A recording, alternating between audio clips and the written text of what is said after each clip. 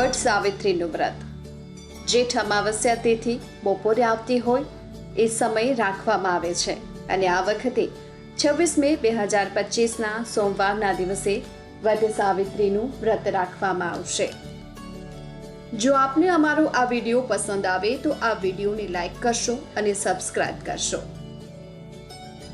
અને હવે સાંભળીએ વટ સાવિત્રીની વ્રત કથા. અશ્વપતિ નામે એક રાજા હતો. તેની રાણીનું નામ માલવી હતું. બેઉ રાજા રાણી ભક્તિવાન, દયાળુ, પ્રભુ કૃપાથી તમામ લૌકિક સુખોથી સુખી હતા. તેમ છતાં રાણી માલવી હંમેશા ઉદાસ રહે. તેને એક જ વાતની ખોટ હતી કે પ્રભુ આટલું બધું સુખ આપ્યું છે, કોઈ વાતની કમી નથી રાખી, પણ એક સંતાન સુખથી અળગા રાખ્યા. રાજા અશ્વપતિ રાણી માલવીને ઘણું આશ્વાસન આપે, પરંતુ રાણીનું મન માનતું નથી. એક દિવસ રાજાએ માલવીને કહ્યું, રાણી, આજથી જ હું સાવિત્રી દેવીની આરાધના કરવા જાઉં છું અને તેમની કૃપા હશે તો ચોક્કસ આપણી મનોકામના પૂર્ણ થશે. આમ કહી રાજા ત્યાંથી ચાલ્યો ગયો. દૂર દૂર જતા જંગલ આવ્યું. જંગલમાં એક જગ્યાએ રાજાએ આસન જમાવ્યું અને તપ કર્યું. રાજાની શ્રદ્ધા ભક્તિથી એક દિવસ સાવિત્રીમાં તેમની સામે પ્રકટ થયા અને રાજાને કહ્યું, હે રાજન, તારી ઈચ્છા શું છે તે હું જાણું છું, પણ તારા ભાગ્યમાં સંતાન સુખ નથી. તેમ છતાં તારી શ્રદ્ધા અને ભક્તિથી મને ખુશી થઈ, માટે જા, તારે ત્યાં એક કન્યાનો જન્મ થશે. આમ કહીને આશીર્વાદ આપી સાવિત્રીમાં અંતર્ધ્યાન થઈ ગયા. રાજાને તો હરખનો પાર ન રહ્યો. આનંદ પામતો પોતાના મહેલ પર આવ્યો. રાણીને બધી વાત કહી. સમયને જતા ક્યાં વાર લાગે છે. 9 માસ પૂરા થયા. રાણીને ત્યાં એક સુંદર કન્યાનો જન્મ થયો. રાજા રાણીએ આ કન્યા માં સાવિત્રી માના આશીર્વાદથી મળી હોવાથી તેનું નામ પણ સાવિત્રી રાખ્યું. સાવિત્રી તો દિવસે ના વધે એટલી રાત્રે વધે અને રાત્રે ના વધે એટલી દિવસે વધે. જોત જોતામાં રાજા તેના લગ્ન માટે વિચાર કરવા લાગ્યો. એક દિવસ સાવિત્રીને કહ્યું, બેટા, તું ઉંમરલાયક થઈ છે, છતાં આજ સુધી કોઈ રાજ્યમાંથી તારા માટે માંગવું નથી આવ્યું. તો મારી ઈચ્છા છે કે તું તારે યોગ્ય વર શોધી અને લગ્ન કરે. પિતાની ઈચ્છાને માન આપી સાવિત્રી દેશાટન કરવા માટે નીકળી ગઈ. પતિની શોધમાં ફરતા ફરતા એક જંગલમાં, જ્યાં રાજા ધૂમ્રસેન અને તેની રાણી શૈશ્યા તથા પુત્ર સત્યવાન રહેતા હતા, ત્યાં આવી પહોંચી. ધૂમ્રસેન આંખે અંધ હતો.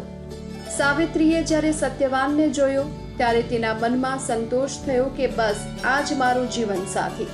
પ્રધાનને વાત કરી. પ્રધાને રાજા ધૂમ્રસેનને વાત કરી.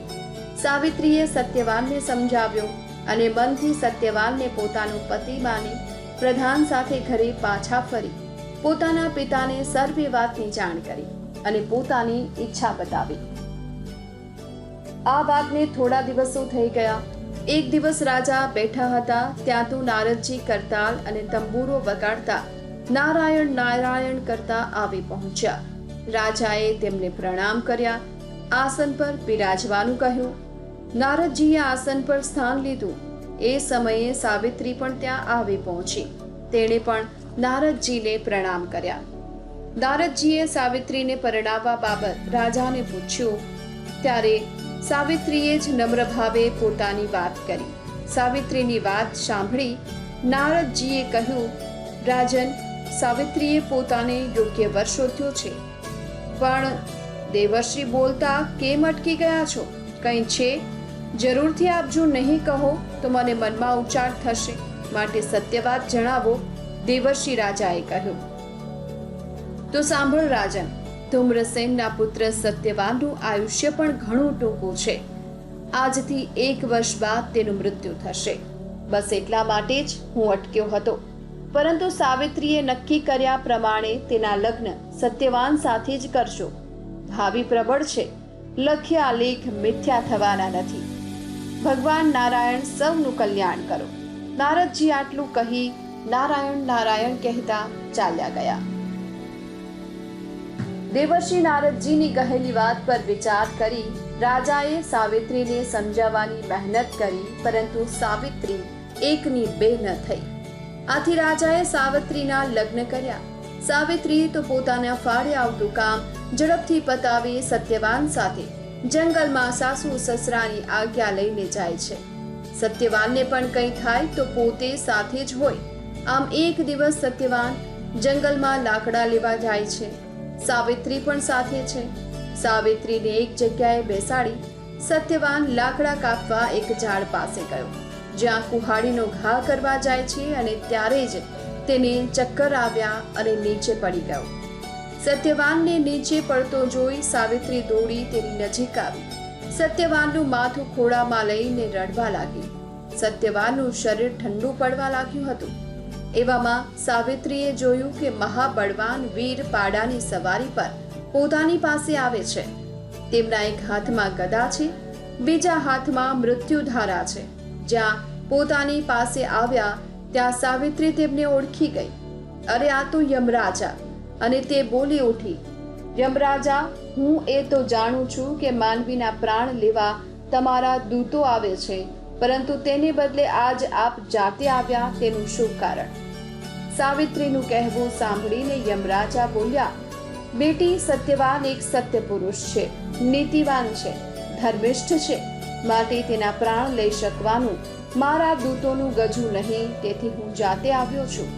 આટલું કહેતા તો યમરાજાએ સત્યવાન પર મૃત્યુપાશ નાખ્યો અને સત્યવાનનો પ્રાણ તેના શરીરમાંથી ખેંચી લીધો.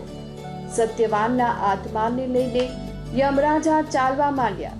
યમરાજાને જતા જોઈને સાવિત્રી પણ તેમની પાછળ પાછળ ચાલવા લાગી. સાવિત્રીને પોતાની પાછળ આવતી જોઈ યમરાજા બોલ્યા, દીકરી, તું ઘણી આગળ આવી ગઈ છે. હવે અહીંથી તું પાછી વળ. હવે મારી પાછળ આવવાનો કોઈ અર્થ નથી. હવે તારાથી મારી પાછળ ન અવાય. સાવિત્રી, હે પ્રભુ, મારી પ્રતિજ્ઞા છે કે મારો પતિ જ્યાં પણ જાય ત્યાં મારે તેની પાછળ જવું, અને સાથે સાથે આપ જેવા પવિત્ર પુરુષનો સંગ થયો છે, માટે એ સંબંધની દ્રષ્ટિએ હું પાછળ પાછળ આવીશ. હા, આપે મને દીકરી કહી, આથી દીકરી બાપની પાછળ આવવાને હકદાર છે. એ દાવે હું પાછળ પાછળ આવીશ. મહાપુરુષ તો પતિવ્રતા ધર્મને પાળવાનો ખાસ આદર્શ આપે છે અને તેને ધર્મ ગણાવે છે.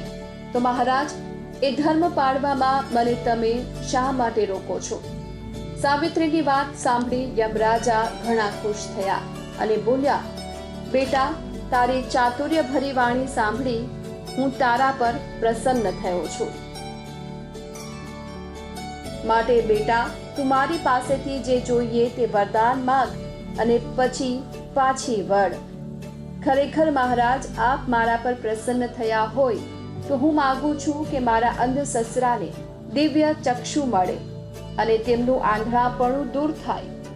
સાવિત્રી બોલી, તથાસ્તુ બેટા, હવે તું પાછી વળી જા. આમ કહી યમરાજા ત્યાંથી ચાલતા ગયા.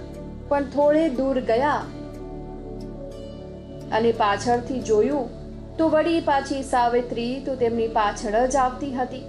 તેને જોઈને યમરાજાએ કહ્યું, દીકરી, આગળ જતા રસ્તો ઘણો કઠિન છે, ખૂબ જ થાકી જઈશ, પાછી વળ. યમરાજાનું કહ્યું સાંભળી સાવિત્રી કહે, ભગવાન આપવું જ હોય તો મારા સસરાનું ગયેલું રાજપાટ અને સુખ સાહેબી પાછી મળે.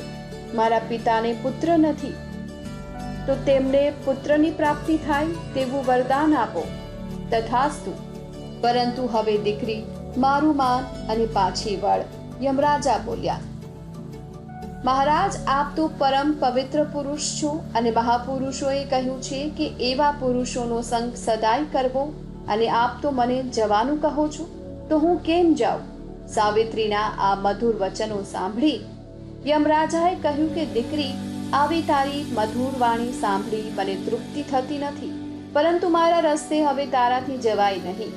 માટે તારા પતિના આત્મા સિવાય હજુ પણ તું વરદાન જોઈએ તે માંગી લે અને પછી જા. આ સાંભળી સાવિત્રી બોલી, હે યમરાજ, આપે જો ખરેખર આપવું જ હોય તો મારે બળવાન એવા 100 પુત્રો પ્રાપ્ત થાય તેવું વરદાન આપો. સાવિત્રીને ગમે તેમ કરીને પાછી વાળવા માટે ઉતાવળમાં યમરાજા ચૂક્યા અને બોલ્યા, તથાસ્તુ, દીકરી એમ જ થાય, અને હવે તું પાછી વળ. સાવિત્રી બોલી, મહારાજ, હવે તો મારાથી પાછા જવાય જ નહીં, કેમ કે આપે મને 100 પુત્ર પ્રાપ્ત થાય તેવું વરદાન આપ્યું, અને તે માટે મારા પતિ વગર અશક્ય છે. મારા પતિને તો આપ લઈ જાઓ છો, અને તેથી હું મારા પતિ સિવાય કેમ પાછી વળું? શું આપને આપેલું વચન મિથ્યા જશે? યમરાજા બોલ્યા, સાવિત્રી, તે પતિવ્રતા ધર્મના બળે અને વાણી ચાતુર્યથી મને પરવશ બનાવ્યું. તારા સતીત્વની સામે મારી આજે હાર થઈ. દીકરી, મારું આપેલું વચન કદાપી મિથ્યા થાય નહીં. માટે લે આ તારા પતિનું આત્મા આનંદથી તારી સાથે લઈ જા, અને જા, તારા પતિનું આયુષ્ય 400 વર્ષનું કરી આપું છું. માટે સુખી થા, મારું વચન છે. કલ્યાણસ્તુ કહી યમરાજા અંતર્ધ્યાન થયા. સાવિત્રી તો જંગલમાં પોતાના પતિના દેહ પાસે આવી તેના મસ્તકને પોતાની ગોદમાં લઈ માં સાવિત્રીનું રટણ કરવા લાગી. થોડી વારમાં તો તેનો પતિ સત્યવાન આંખો ખોલી અને સાવિત્રીને કહ્યું, સાવિત્રી, મને એક ભયંકર સ્વપ્ન આવેલું. તેમાં કોઈ બળવાન પુરુષ પાડા પર બેસીને આવ્યો અને મારી આંખ ખુલી ગઈ હતી, પરંતુ તે એને રોક્યો અને મને તેની પાસેથી છોડાવ્યો અને મારી આંખ ખુલી ગઈ. સાવિત્રી બોલી, નાથ, એ સ્વપ્ન ન હતું, પરંતુ સત્ય હતું. અને સાવિત્રીએ બનેલી વાત કહી પછી તેઓ પોતાના ઘર તરફ ચાલ્યા ગયા. આ તરફ સત્યવાનના માતા પિતાને ચિંતા થવા લાગી કે હજુય દીકરો ને વહુ ન આવ્યા.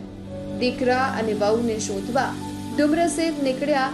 ચાલતા ચાલતા રસ્તામાં એક ઝાડ સાથે અથડાયા કે ત્યાં જ તેમની આંખો ખુલી ગઈ. તેમને બધું સ્પષ્ટ દેખાવા લાગ્યું. સામેથી દીકરા અને વહુ આવે છે તેવું દેખાયું અને સામે ચાલ્યા. તેમને લઈને ઘરે આવ્યા. ઘરે આવીને સત્યવાને બધી માંડીને વાત કરી. સત્યવાનની વાત સાંભળી બધા તો દંગ થઈ ગયા. સાથે સાથે સત્યવાન જીવતો પાછો આવ્યો તે બદલ આનંદનો પાર ન રહ્યો. એટલામાં તો ધુમ્રસેન રાજાનો પ્રધાન આવ્યો અને ખબર આપી કે મહારાજ, જે રાજા સામે આપણી હાર થઈ હતી અને આપણું રાજ્ય પડાવી લીધું હતું, તે રાજાનું બીજી લડાઈમાં મૃત્યુ થયું છે અને આપણે આપણું રાજ્ય પાછું મેળવ્યું છે. માટે હું આપને લેવા આવ્યો છું.